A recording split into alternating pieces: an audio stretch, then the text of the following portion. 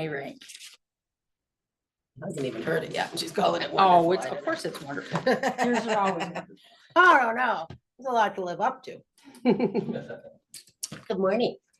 I actually have a reading for you today, if I can read it, because it's very small writing. So we're actually putting on the reading glasses.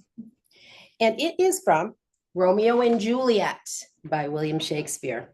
And in this piece, in this part of it, Juliet is talking to herself, something that's very familiar to me. Romeo is actually listening to her, but she doesn't realize it. Juliet says, "'Tis but thy name that is my enemy. Thou art thyself, though not a Montague. What's Montague? It is neither hand, nor foot, nor arm, nor face, nor any other part belonging to a man. Oh, be some other name. What's in a name? That which we call a rose, by any other name, would smell as sweet. So Romeo would, were he not Romeo called, retain thy dear perfection, which he owes without that title.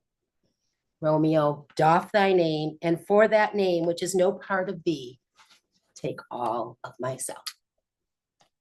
Thank you. And that was Romeo and Juliet from William Shakespeare, in case anybody didn't recognize it, because I had to tell you that, right? So, Romeo and Juliet, tragedy, right? And a love story. It's both. But it talks about what negatives can be applied to a name, right? How a name can actually override love. And that's kind of sad. The name is just a word. It's a word applied to a person, an animal, a plant, an object, a concept, to help us identify it. But the name of things does not affect what they are at their essence. So as Juliet states in Romeo and Juliet, a rose by any other name would smell as sweet. If we called a rose a doorknob, would that change the physical and energetic composition of a rose? Similarly, if we decide to call a rose a thorn because we're concentrating on its negative aspects, does that mean that the positive things don't exist, like the beauty and the scent? They've ceased to exist, and only the negative prickly branches remain? So I found myself recently thinking about this name concept in relation to what we call our source. So what Connie found at that cemetery in Virginia was very, very fortuitous for this homily. So our source, that divine connection that we all have. I tend to refer to the divine as either spirit or God. So for the purpose of this talk, I'll probably utilize that terminology a lot. So consider yourself forewarned. I said that I was recently drawn to thinking about what we call and how we see our version of God. And I should probably say that I found myself recently drawn again. Because if I'm being honest, I think this is something that I thought about most of my life. As young as 6 or 7, when I was being taught about heaven's pearly gates, I recognized that what we would see beyond those gates would be unique. I believe that each person, put this down for a second, would encounter their God. Whatever version they had believed in and interacted with throughout their life.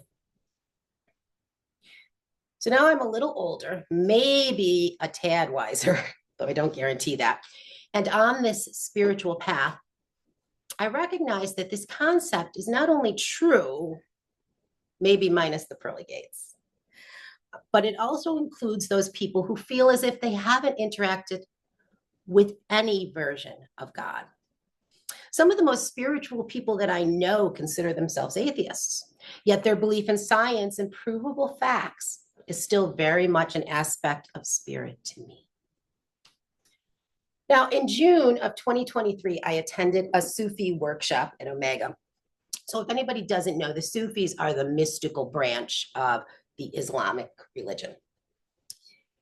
During the workshop, the peer or the spiritual guide who was running it made the statement that he disagreed with calling God the universe. I think that his reasoning was that it depersonalized God and wasn't respectful enough of a title to bestow on the actual creator of the universe, right? But I don't know that I actually got the reasoning because I had pretty much shut down by that point. I was a little upset. I tend to use that moniker, the universe, often because I see it as a wider perspective on the divine and as a term that I can use without insulting anyone's beliefs. So when we had a break, I walked away to a quiet wooded area to commune with the universe. And I was transported back to visions of those pearly gates of my childhood. And I thought about how a name could very well be irrelevant. My thoughts went to a teenager calling his parents dude, or maybe bruh is better. It won't show my age as much, right? Maybe his parents will roll their eyes. Maybe they won't like being referred to as bruh. But being called bruh doesn't make mom and dad any less his parents. I'm not sure that it's always even disrespectful, because in a way it's showing that he's as comfortable with his parents as he is with his friends, and he's using that same terminology with them. So to me, this same concept translates back to our source. I feel as if God would rather be treated as a friend than some faraway judgmental king, right? So all of this ran through my head, and I received a very strong confirmation that I was on the right path. So I went back to the workshop feeling vindicated, still mildly annoyed with the peer, and maybe even a tiny bit superior, to a Sufi holy man who spent his whole life studying mysticism. Right? Now, a little more recently, I encountered another name concept that I didn't initially understand. I follow an Orthodox Jewish family called That Jewish Family. Has anybody seen them? No? Check them out. They're good. I follow them on social media. One day I noticed something on one of their posts. They mentioned God, but they didn't spell it G-O-D. Instead, there was a dash where the O is. So it was G-D. So I scrolled through some older posts just to make sure that it hadn't been a typo. And sure enough, anywhere they mentioned God in a post, it was typed G-D. Well, it fascinated me. So I did some research. And what I found out was this stems from an interpretation of Deuteronomy that forbids erasing, defacing, or destroying in any way the name of God. And when it comes to social media, they don't know what's going to happen to that post, so they don't want to type out the full name of God. Now, my first thought was, well, that's so unnecessary, right? Obviously, we can't erase the source of all by just erasing writing. But after I thought about it for a little while, I began to see the beauty in it as a way of honoring God and maybe even their Jewish ancestors, right? Because there was ancestral process to this too. Well, then I had to question why I found beauty in this, but annoyance in the statement in Omega. And what I came up with was twofold. First, I think it was the approach, right? That Jewish family didn't imply that I was doing anything wrong. They were simply sharing the beauty of one of their traditions, which honestly is the reason that I follow them. The statement by the Sufi peer had felt personal, as if my attempts to be more inclusive were being questioned. But more importantly, is my second reasoning, I think I was meant to go back to that moment at Omega and recognize that there was beauty in his beliefs also. My feeling superior with my belief that it was okay to refer to God as the universe was really no different than his belief that it was disrespectful to refer to God as the universe. And the thought that the creator should not be named after one of his creations, well, it has some merit, right? So maybe I have to start referring to it as the multiverse or the larger than you can name verse. But seriously, wars have been fought, people have been killed, and it seems as if arguments happen over some version of God's name. So if there's all these wrong names out there, is there a 100% correct name? Is there one we really should be using? I woke up the other day and I heard Bob in my head, but I don't think that's. So what shall we call this divine rose? In that Jewish family's videos, if they speak about God, they will often use the name Hashem. It's Hebrew for the name. Is a way of avoiding using God's personal names. So what are those personal names? The Jewish refer to God as Yahweh, which means the impassioned one. Elohim, which means gods or godhood. Adonai, which means Lord, Master, or ruler. El Elyon, meaning God Most High. El Shaddai, meaning God Almighty. And Shekinah, meaning the divine presence or the glory of God. You know, in Exodus, when God talks to Moses from the burning bush, does everybody remember the burning bush? We all know the burning bush. He says, I am the God of your fathers, the God of Abraham, the God of Isaac, and the God of Jacob. And Moses is like, well, who am I going to tell the Israelites you are when I go back to them and I say that it was the God of their fathers? And the answer that comes is, I am the existing one. I am. So it sounds like he's giving us a name. So Judaism just really doesn't seem to have a single correct name for God. So let's keep looking. Islam, back to my Sufi stuff. They believe there are 99 names for Allah, and each refers to specific attributes. These names have deep spiritual significance, and it's considered virtuous to learn them all and utilize them in prayer and contemplation. Now, I'm not going to try and recite all 99, don't you worry. I'm just going to give you a couple and hope I pronounce them right. El Qudus means the most sacred, the most holy. As-Salam, meaning the giver of peace. El-Afur, meaning the great forgiver. Now, Christians believe in the God of Abraham, and we share many of the names of the Jewish and Islam that the Jewish and Islamic religions use. But there's any number of additional names. The Almighty, the Alpha and the Omega, the Everlasting One, the God of love and peace. Now, what I find interesting in all three of these religions, they all have names for various aspects of God. And that doesn't seem so far off to me from many of those belief systems that they viewed as pagan for being polytheistic or worshiping multiple gods and goddesses. And yet I wonder if it was just a way of trying to personalize a large concept by unraveling different aspects of the divine and worshiping them as individual gods and goddesses. The Native Americans have one of the most beautiful and fitting names for God, I think, the Great Spirit.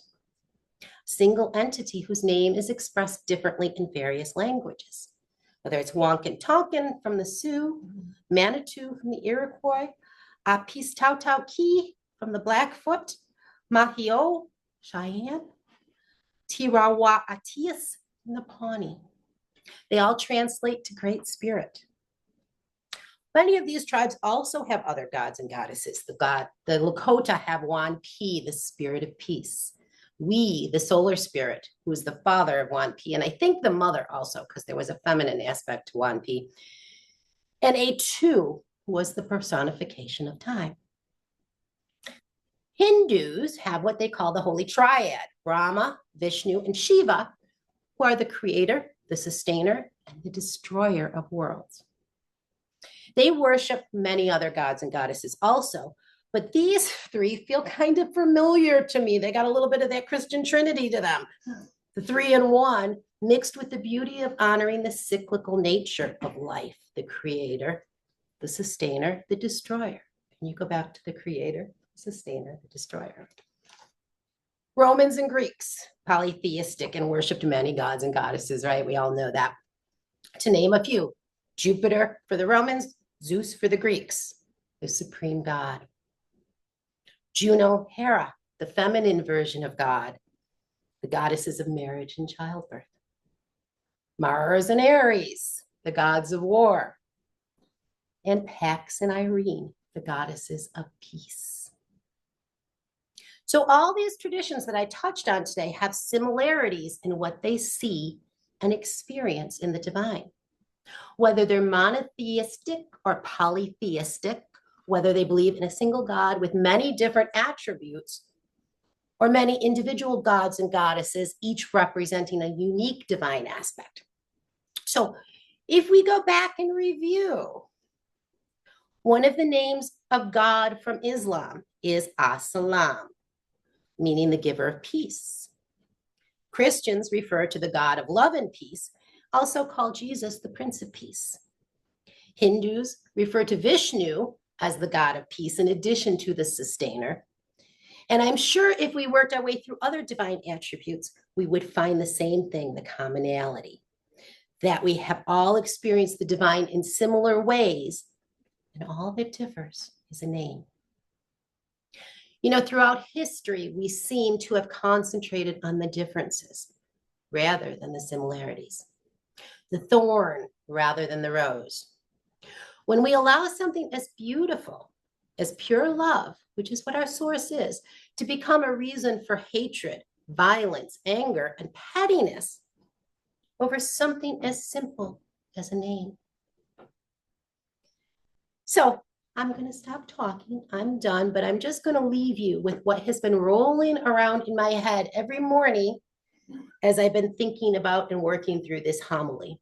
What I keep hearing is this voice saying, I don't care what you call me. Just call me. Aww. Thank you.